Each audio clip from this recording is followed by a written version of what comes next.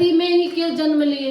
भगवान राम ऐसा क्या है जो और कहीं नहीं जन्म ले सकते हैं? तो बोले भगवान राम हर जगह जन्म ले सकते हैं, लेकिन जब भगवान राम को जन्म लेने के लायक तुम अपने घर को, अपने आंचल को बनाओ, क्योंकि विदेशियों की बहनों के तो आंचल ही नहीं रहते हैं। तो भगवान राम उस पवित्र आंचल में पलता है जहां भारत की संस्कृति होती है कि जो एक जो है व्यक्ति के साथ पूरा जीवन गुजार देती है।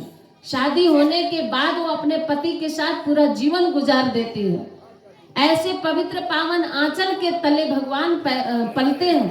और तुम्हारे यहाँ तो हर साल एक नई एनिवर्सरी मनाई जाती है। एक साल चल जाए शादी अगर विदेशों में तो बहुत बड़ी बात है, एक साल नहीं चल पाता है तो वहाँ एनिवर्सरी डे मनाया जाता है। जानते हैं क्यों? क्योंकि हर साल वहाँ पहला ही पड़ता है, वहाँ दूसरा आने की नौबत ही नहीं आती, दूसरा आते आते तो तलाक हो जाता है। तो ऐसा आंचल नहीं है। तो माताओं बहनों, आपके नेपाल में माता सीता जानकी का जन्म हुआ है और आपके नेपाल में भगवान राम को रोका गया है कि मिथिला से आप कभी जाइए मत, लेकिन फिर भी आज आप दुखी क्यों हैं? क्योंकि भगवान राम यहाँ से जा चुके हैं। बुलाना है घर घर में राम को और घर घर में फिर से आपको राम राज लाना है और वो खुशियाँ लानी है तो आपको अपने अपने घर को मंदिर बनाना होगा। शमशान घाट से दूर हटाइए। अब यहाँ से एक सूत्र लेकर के जाइए और वो घर मंदिर कैसे बनेगा? जब अपने घर में सात्विक भोजन बनाएंगे। बताइए, इतने प्रकार के यहाँ अनाज पैदा होते हैं आपके नेपाल में। गेहूं है, धान है, चावल है, आटा है, बाजरा है। अभी तो हमने आज तो एक बहुत अच्छी चीज देखी है जो कभी अभी इस तरह से देखे ही नहीं थे। हम जब यहाँ से मन से उतरे गए तो देखे तो चारपाई पर उस पर फैलाया गया था, तो कभी देखे नहीं। उसको उठा करके हमने हाथ में पूछा कि भैया दीदी ये क्या है? तो वो बोली कि ये कौन सा नाम बताया? हाँ, रामदाना, रामदाना ना, अनारदाना, अनारदाना।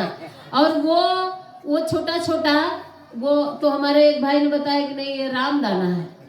तो वो क्या है? अनारदाना। बताइए, वो अभी एक अनाज पड़ा ही था। अभी तो हम गेहूं, चावल, धान और अरहर जानते थे, मूंग है, धान है, गेहूं, चावल है, अभी एक अनारदाना भी आ गया।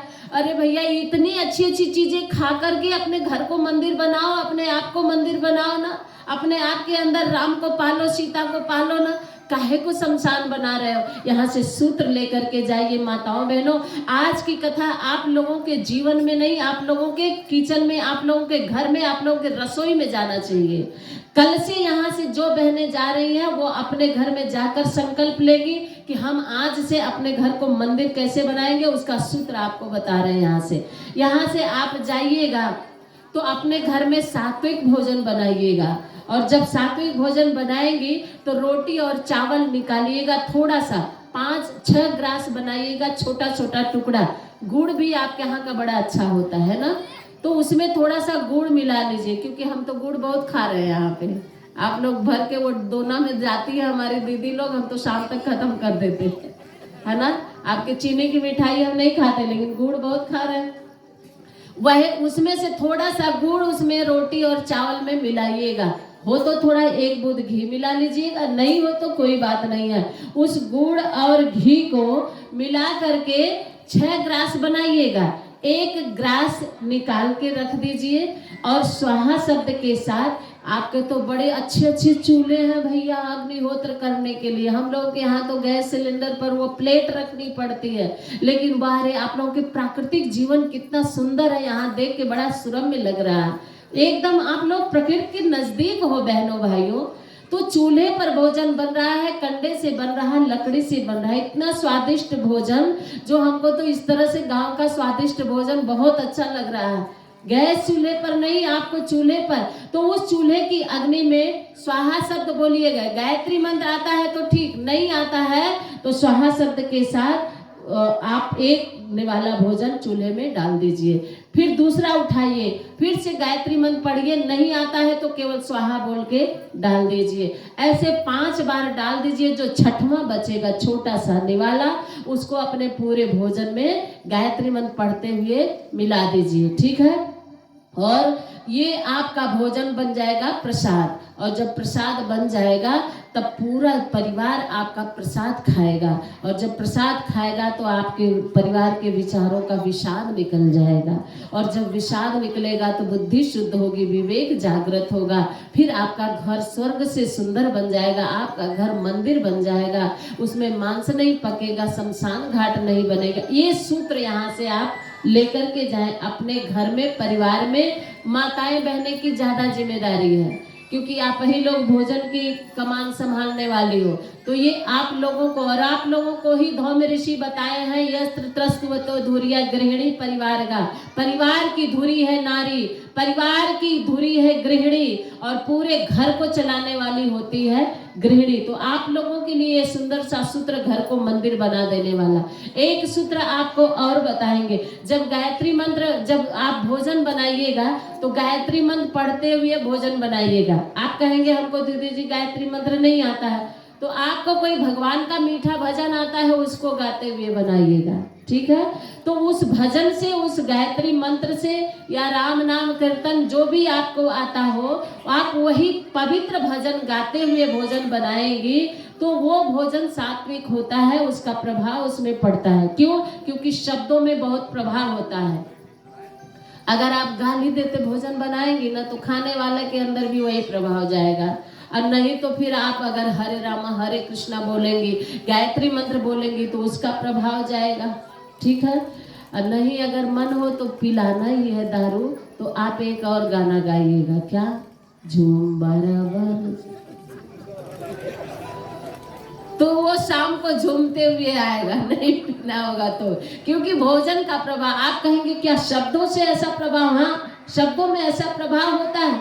ये शब्द ही तो हैं जो इतने देर तक, 3 घंटे तक आप लोग यहाँ बंधे हुए बैठे हो, शब्द ही तो हैं, और ये शब्द ही है जो तालियां बज रही है, और यहीं से अगर ऐसा कोई शब्द निकल जाए तो लाठियां भी बजने में यहाँ ज्यादा देर।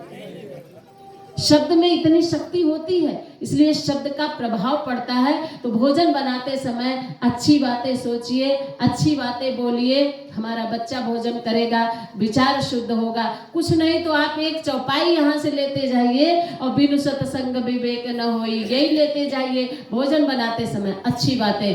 अगर यहाँ स्टाल लगा है, एक स्टिकर मिलता है, बने वैश्य का एक स्टिकर मिलता है, अगर स्टाल पे होगा तो एक एक स्टिकर आप प्रसाद रूप में, वहां से ज्यादा महंगा नहीं है, 2-4 रुपए का होगा, ले लीजिएगा। जहां रसोई बनाती है वहां पर आप उसको चिपका दीजिएगा, और उसमें जो लिखा है, अगर पढ़ी लिखी है तो जो लिखा है, इसमें 5 आहुति लिखी है, 5 आहुति का मंत्र लिखा है, उसको पढ़ करके आप अपने चूल्हे में ये हवन कर सकते हैं। तो बहुत सुंदर सा सूत्र आपको ये बताया गया, और इसके साथ साथ अपने परिवार के साथ, आज आपकी बहनों, हमारी माताओं, आप लोग कितने लोग ऐसे हैं जो पूरे परिवार के साथ आए हैं? जरा बताइए तो, हाथ उठा के बताइए। पूरा होल फैमिली कितने लोग आए हैं? एक भी नहीं आए हैं, है ना? चलिए कोई बात नहीं। तब आप लोगों को हम यहाँ से कथावाचक बना के भेजेंगे। अब आप लोग यहाँ से जाएंगे ना तो साधारण नहीं रहेंगे, आप अपनी दीदी की सहेली बनकर जाएंगे और कथावाचक बन के जाएंगे, वहाँ कथा सुनाएंगे। जानते हैं किसको सुनाएंगे? जो यहाँ से हम बता रहे हैं उसको सुनाइएगा। सबसे पहले अपने घर में जो जवान बेटियां हैं उन बेटियों को सुनाइएगा। बेटा, आज कथा में बताया गया है कि अपने मम्मी, अपने माता पिता की बात को सुनना चाहिए, माता पिता का अवहेलना नहीं करना चाहिए। ये बेटियों को बताएंगे और बेटियों से कहेंगे कि माता जी ने आज कथा में बताया है कि बहुत लंबे लंबे नाखून हो जाए तो उसको काट लेना चाहिए, क्योंकि वो सूप नखा की पहचान होती है। तो हमें सूप नखा नहीं, आप सीता मैया के आंगन में पैदा हुई हो तो आपको सीता बनना है कि सूप नखा बनना है? सूप नखा बनोगी तो भगवान राम और लक्ष्मण नाक कान काट ले जाएंगे, और सीता बनोगी तो सीता मैया की जय जयकार होगी। इसलिए सीता की बेटियों, आप सीता बनो, सूप नखा मत बनो। बड़े बड़े नाखून रखे बेटियां तो मना कर दीजिएगा कि ये कथा में बताया गया है कि